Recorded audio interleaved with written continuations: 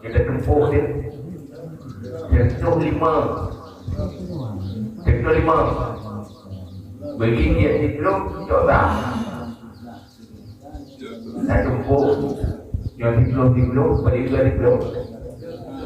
Juga yang tadi kan untuk hidup yang untuk you untuk hidupnya coba dari 5 ini.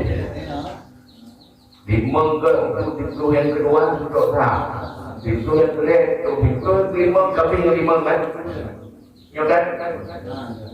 Kelebihan 5 untuk yang ke-6 pencok yang cukup itu kau. Guru mana dah seperti tadi. Yang awam bukan awam. Magabe.